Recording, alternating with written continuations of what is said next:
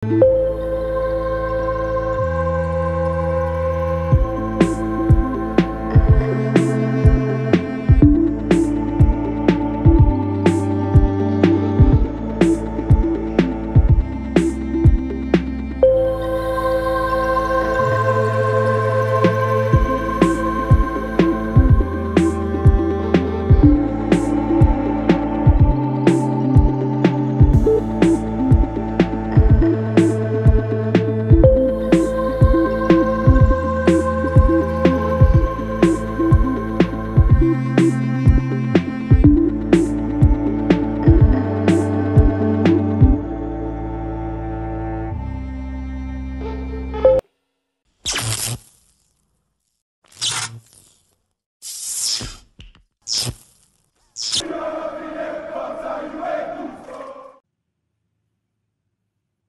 teman-teman Sobat Juventini, akhirnya kita bertemu lagi dari sekian lama ya, kita belum posting lagi, kita belum bikin lagi serial-serial yang biasa Suara Juventini bikin karena teman-teman banyak yang mengalami episode dari pandemi ini. Tapi yang penting teman-teman alhamdulillah semoga semua sehat, yang menonton ini juga sehat, yang subscribe ini juga sehat, dan kita juga sehat ya. Iya, tetap jaga prokes. Kemarin dari salah satu di antara kita juga ada yang mengalami edisi pandemi ini, makanya kita baru bisa lagi sekarang. Ya mudah-mudahan Suara Juventini akan terus eksis di dalam pandemi ini, kita tetap bisa kontribusi ya, tetap komunikasi sama teman-teman, tetap kita pantau Juventus. Tapi sayang banget ya, kita Euro kita lewatin. Iya. Udah sebenarnya nggak bikin Euro sebuah kekurangan kita ya. Iya. Karena Euro banyak yang pasti bahas. Banyak pemain Juve juga yang berkontribusi di Euro. Ada dan juga kalimat football is coming home. Itu kalau nyentil atau bicara lebih banyak lagi seru gitu. Iya. Nah, gue Jeki dan Ayas. Kali ini kita pengen bahas satu pemain yang bersinar di Euro, dan kebetulan gue pakai jaket ya It's Coming Rome. It's coming Rome. It's coming Rome. Jadi ini bersinar banget di timnas, dan di musim pertama ya kemarin. Di musim pertama Juventus dia juga bersinar, dan gue berharap dia menjadi legend di Juve. Lu gimana? Gue juga berharap dia jadi legend. Karena gue lihat grintanya nih orang dapat gitu, filosofinya Juve di grintanya dapat. Karena legend kayaknya nggak mungkin semusim 2 musim. Iya, harus 5 musim lah. Iya. Minimal ya bisa, barangkali dia bisa ngikutin Ale kan. Ale ya berpuluh tahun, ke atas, 11 tahun kan? Ya. Tapi ada nggak sih kemungkinan dia bakal goyang suatu saat nanti? Kalau orang Itali biasanya kalau udah dia dapat dapat peran di Juve dengan peran yang sangat kasarnya, yang sangat sentral, bahkan ada kalimat sekarang Juve itu bukan Ronaldo tapi Chiesa gitu. Ya gue berharap sih ada kemungkinan dia orang lama, karena gimana pun juga Juve itu klub impian bapaknya gitu. Ada peran penting bapaknya sih. Oke, berarti pemain yang akan kita bahas kali ini tentu tahu dong, di Juventus dia pakai jersey nomor berapa? 23 ya? 22 di timnas dia pakai nomor 14. Inilah dia, Federico Chiesa. Oke, kita lihat dulu satu profil tentang Chiesa sekilas, bahwa ini pemain masih sangat muda. Dibilang sangat muda nggak juga sih. Sudah saatnya memang diterbang. Ya, sudah. Ya umur 23 itu harusnya udah step selanjutnya. Step selanjutnya ya. Kita lihat nih Federico Chiesa, dia pemain berumur 23, terus nilai transfernya yang lagi luar biasa nih, lagi tinggi nih gara-gara. Betul, gara-gara Euro ini dia ditawar sampai 2 klub raksasa kan, antara Chelsea sama Munich. Kisarannya udah sampai di harga 80 ya. 80. Bahkan Chelsea katanya berani nawar 100. Emang Juve lagi kondisi gini juga sih. Tapi kayaknya enggak sih. Yang gue bilang tadi, ada kutipan di mana Allegri pengen bangun tim itu berputar di Chiesa gitu. Ya. Ya gue berharap Chiesa ini menjadi teman TikToknya Dybala. Karena kan Allegri kan udah balik lagi nih. Iya. Allegri udah balik, harusnya Dybala juga kembali perform. Betul. Harusnya dengan kembali performnya Dybala, Chiesa juga bisa lebih bersinar ya. Oke, kita lihat satu profilnya tentang apa? Chiesa ini dalam satu musim sudah dapat 3 piala ya. Iya. Satu musim dapat 3 piala. Dan satu predikat pemain salah satu masuk line up terbaik. Iya, man of turnamen di Euro ya. Dia penyerang sayap kanan. Tapi dia kakinya kaki kanan ya? Kaki kanan. Dia sayap kanan. Enggak ya? Enggak. Dia memang posisi aslinya RWF dia. RWF dia di sayap kanan. Tapi dia bisa di gelandang kanan juga atau di kiri. Karena kemarin kita berapa kali golnya dia kan dari kiri. Yoi. Ya kan? Iya. Kemarin juga si lawan Inggris aja. Austria. Iya, terus lawan Inggris Pickford yang nempak. Iya, gitu kan akhirnya dia juga gue pikir dia kaki kiri. Penetrasinya tuh dari kiri kan gitu. Emang dia bisa kanan kiri bisa sih dia. Kanan kiri. Tapi yang kalau gue lihat dari Chiesa ini sebenarnya bukan lebih ke daya jelajahnya aja, speednya sih. Iya, speednya gila. Jadi menurut gue ini pemain emang cocok di posisi seperti ini. Iya, karena dia bisa bikin ngepres lawan. Tapi gue nggak tahu ya kalau posisi-posisi seperti ini biasanya kan terlalu tinggi, akselerasinya tinggi, speednya tinggi, rentan cedera. Udah berapa kali ya dia cedera kan? Udah berapa kali dia cedera. Jadi gue berharap kali ini si Chiesa nggak ini lagi benar-benar maksimal ya.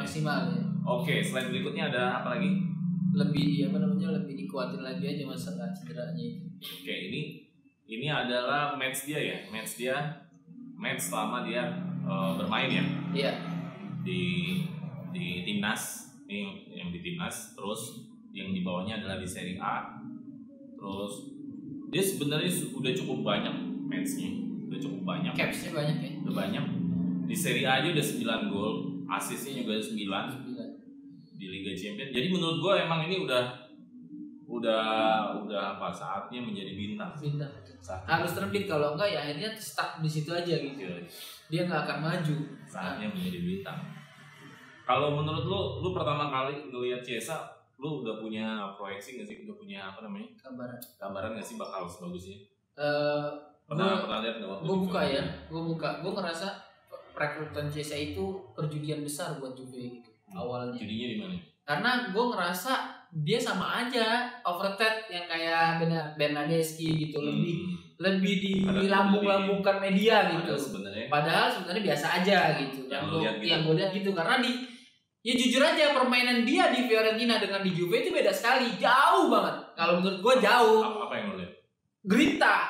Gritanya dia kayak dia bergairah dengan seragam Juve itu kayak lebih senang. Makanya gue kaget ketika di Juve kok nih anak bisa sebagus ini gitu. Karena di Fiorentina berapa kali kita ketemu Juve dan berapa kali gue ngeliat match-matchnya Fiorentina tuh kayak biasa aja, kayak Bernardeschi saat sebelum di Juve gitu loh. Di Fiorentina memang juga bagus juga Bernardeschi. Emang kan kita bicara dua Federico ini kan. Adapun Federico Bernardeschi mungkin bukan pembahasan kita sekarang. Tapi yang gue jadiin patokan adalah apakah Juve akan sial lagi dengan Federico dari Fiorentina atau malah untung. Ternyata dengan sekian lama atau beberapa saat ini Juve ternyata untung gitu mendapatkan Federico kedua ini. Karena kalau dari jumlah mainnya kayak di Serie A kan 33 match ya. Iya. Berarti kan ini anak udah line up. Betul, udah line up sekali gitu kan. Karena kan jumlah match di Serie A 38. 38, ini cuma kurang 5. Nah, belum lagi di UCL 8 match. Iya. Berarti ini udah memang line up. Iya. Ini pemain sudah line up. Kalau gue pribadi, gue melihat Chiesa awal-awalnya bukan perjudian. Memang gue ngeliat ini punya potensi bagus. Oh, kalau gue ngeliatnya gitu karena dari dia punya jelajah. Orang yang pemain yang punya jelajah itu bukan orang yang sembarangan. Iya sih. Daya jelajahnya memang tinggi dia. Karena apa? Karena pas ketika lu ngejelajah masuk ke dalam kotak penalti atau ngajak sprint lawan, menurut gua kalau nggak berhasil lu kelihatan jeleknya. Iya. Dan itu yang terjadi sama Bernardeschi. Tapi itu kayak kita nggak bisa bilang itu terjadi terhadap Bernardeschi karena Bernardeschi pun kita akan bahas mungkin nanti ada panel khusus buat Bernardeschi. Gue pribadi Bernardeschi itu dulu di Fiorentina lebih sadis dibanding Juve gitu. Makanya gue kaget ketika kok Chiesa yang sekarang berbanding terbalik dengan Federico yang pertama. Federico pertama bagus di klub sebelumnya, melempem di Juve. Entah itu dia kehilangan jati diri atau apa, itu kan mungkin pembahasan lain. Tapi Federico yang kedua, dia di Fiorentina memang daya jelajahnya bagus, tapi untuk di tim sekelas Juve nggak main-main gitu loh. Yang gue perhatiin dia memiliki suatu yang lebih. Ternyata yang gue lihat ada grinta di situ, ada sesuai dengan filosofinya Juve gitu. Kadang kalau ngomongin daya jelajah ya, karena ketika lu gak berhasil menjelajah sampai ke dalam kotak penalti, kena intercept lah, baru mau mulai udah kalah sprint atau udah penjegal duluan, itu langsung kelihatan jeleknya. Ya, dan kelihatan ya. Langsung kelihatan. Dan itu yang sering terjadi, misalkan kayak Rizky dan dia mau jelajah udah keblok. Iya. Sekalinya jelajah udah lewat semuanya nggak gol. Nah, jadi kelihatan jeleknya. Iya, sering. Jadi makanya Frabotan ya. Kan dia waktu itu dipasang tuh sama Pirlo di match pertama. Gua ngeliatin dia main aman, pemain bek sayap tapi nggak pernah jelajah. Iya. Jadi kayak nggak pernah ngacak-ngacak gitu. Dapat bola, nggak pernah penetrasi. Dapat bola, back pass lagi. Mental sih kalau. Jadi maksud gua ini yang bikin beda dari Chiesa adalah gua ngeliatnya adalah daya jelajahnya tinggi. Keberanian dia untuk masuk ke kotak penalti itu tinggi. Ya kita lihat gol, ya kita masih yang ingat kan Euro ya. Golnya waktu Spanyol sama golnya Austria sama beberapa kali shoot di dalam kotak penalti lawan Inggris ya. Itu gila lawan Inggris asli, itu harusnya dia sih seandainya dia bisa golin satu aja itu man of the match itu. Karena Rice hancur kelabakan Daniel Rice apa siapa gitu, The Rice gitu tulisannya. DMF-nya Inggris itu dia dibikin acak-acak sama Chiesa. Walaupun akhirnya menyampingkan. Terus yang kedua Pickford sampai jatuh bangun buat tendangan Chiesa gitu. Berarti kalau Chiesa itu masih main sampai 200 menit ya? Iya, 120 menit. Kira-kira bisa main pakai penalti. Enggak perlu pakai penalti. Kalau dia nggak cedera mungkin ya. Gitu loh. Karena Chiesa penetrasinya lagi bagus-bagusnya, gila sih. Pressingnya dia dapet. Pressingnya lawan Spanyol gila kayak Del Piero. Bagus. Sedikit mirip dengan Del Piero walaupun prosesnya ada sedikit perbedaan gitu loh. Ya, tapi itu pressingnya keberanian dia kan waktu dapat bola mentahan dari Immobile langsung dia berani masuk dulu dikit langsung pressing. Oke, ada informasi apa lagi tentang Chiesa? Chiesa Juventus sekarang soal Chiesa bukan Cristiano. Wah, ini yang lo tunggu-tunggu kayaknya dari awal pengennya Ronaldo nggak ada nih kayak. Gue termasuk salah satu Juventini yang nggak terlalu memblow up banget tentang CR. Karena menurut gue CR datang ya dalam posisi kalau posisi matahari udah senja, udah mau habis manisnya dia tuh udah habis di mana di Madrid. Kalaupun dia masih golin kemarin itu kan dia emang hebat. Artinya kalau dia di usia yang seharusnya bisa lebih gila di Juve biasanya. Lebih gila. Cuman kadang sisanya aja segitu. Iya, cuman kadang masalah Ronaldo ini memang pro kontra sih. Dengan bobroknya lini tengah Juve kemarin itu kan memang ada andil kenapa dia akhirnya 2 musim ini kita hancur-hancuran ya.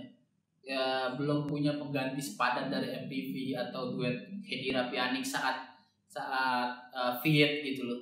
Jadi gue perhatiin memang Juve punya problem di lini tengah. Ya akhirnya bikin Juve kemarin itu gagal Scudetto untuk 10 kalinya gitu, atau dengan perjudian ngambil pelatih baru gitu kan. Banyak sih problem-problem Juve sebenarnya. Dan yang gue senang dari semua problem Juve itu Juve munculin mutiara baru yaitu Chiesa. Makanya sampai detik ini ada bicara tentang Chiesa itu jadi barometer atau jadi tolak ukurnya Juve untuk berapa tahun ke depan. Oh iya jelas, dengan usia yang masih 23 masih matang banget. Dan mudah-mudahan sih Allegri benar-benar Allegri bisa memaksimalkan Chiesa ya. Gue berharap gitu, cuma nggak tahu nih mas. Makanya Allegri kan tapi Chiesa defensifnya juga bagus, bukan tipe orang yang ngendok, bukan tipe orang yang ofensifnya ofensifnya lebih dominan dibanding defensifnya yang nggak ada sama sekali. Kayak Kulu, gue malah sanksi kalau dipegang Allegri gitu, karena Allegri demen pemain sayap yang jago nyerang dan jago bertahan gitu. Kalau gue lihat, gue belum bisa ngebaca Allegri untuk season 2 ini. Karena emang sebenarnya belum uji coba. Kalaupun nanti malam uji coba lawan Cesena tuh belum. Nggak bisa jadi tolak ukur sih kan kalau itu seleksi main muda aja.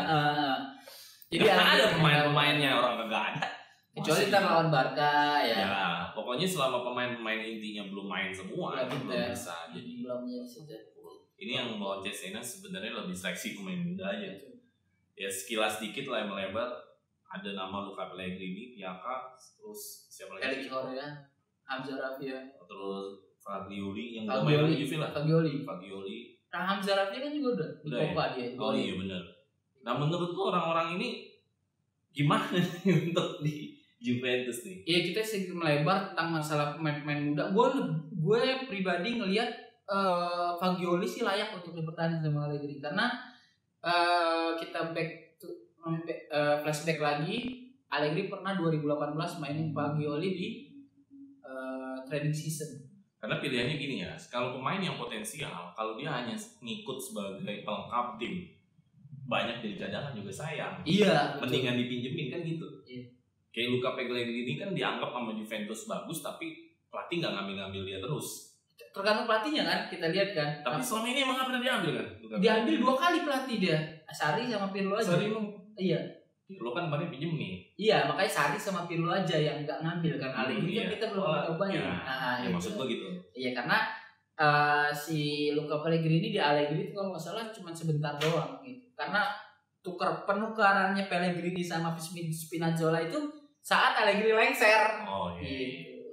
Jadi gue sih berharap Luca Pellegrini ini bisa masuk squad tapi bukan cuma ngelengkapin, harus bisa jadi line up atau saingan kuat. Karena udah bosen juga ngeliat Danilo sama Sandro. Iya. Kalau gue pribadi itu Cap yang lo bilang tadi, Sandro itu harus ada rival.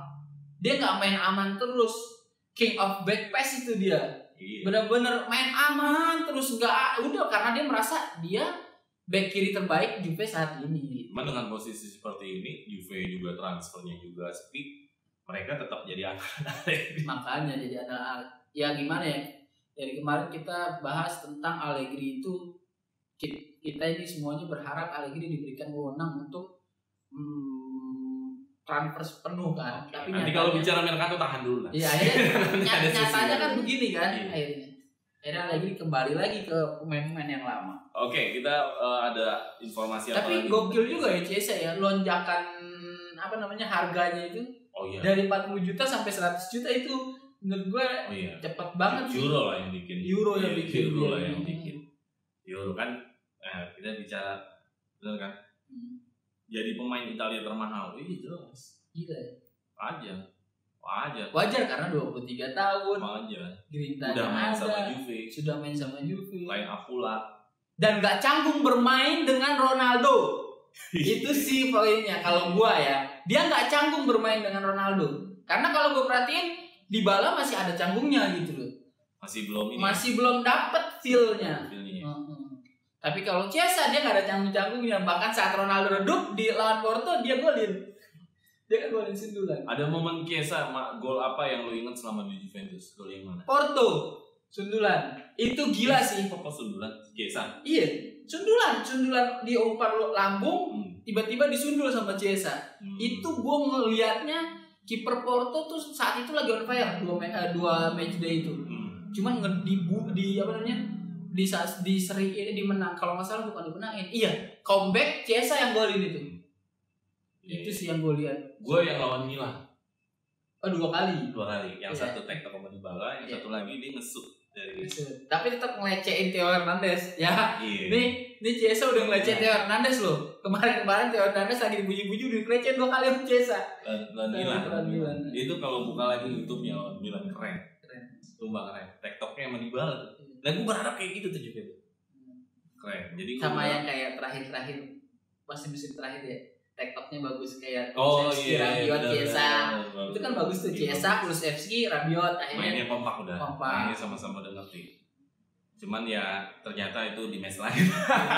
Match akhir. Oke, ada informasi apa lagi tentang Chiesa? Nah, menurut gua Chiesa sekarang bisa melebihi bapaknya.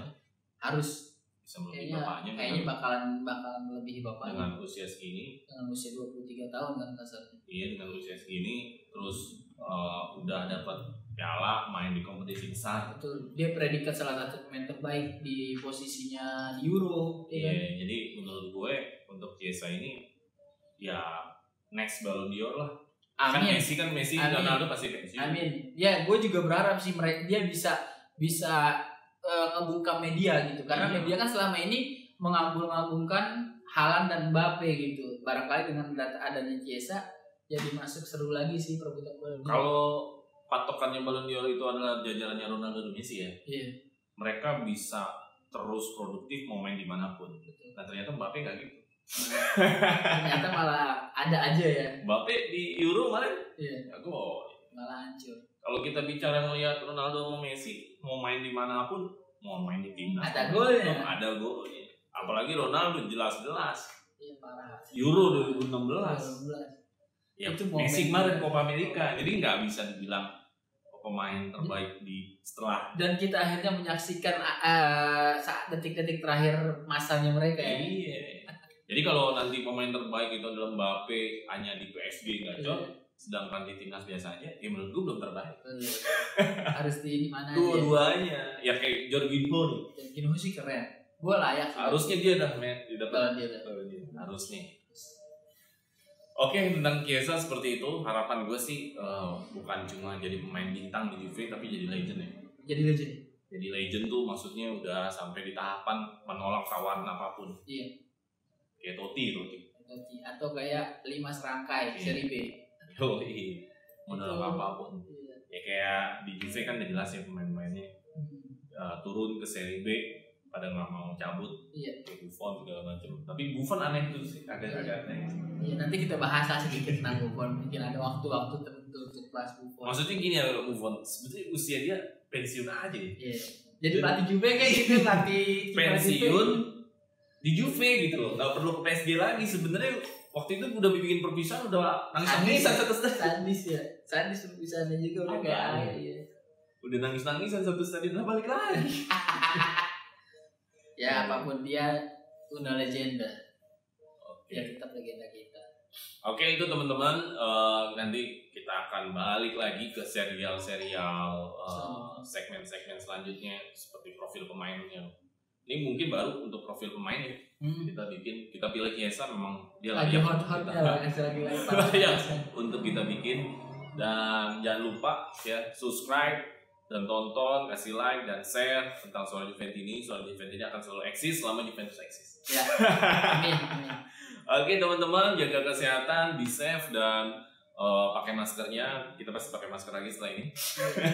Dan jaga tetap harus pegang teguh prokesnya. Oke, sampai jumpa di video selanjutnya. Fino alla fine, Forza Juve.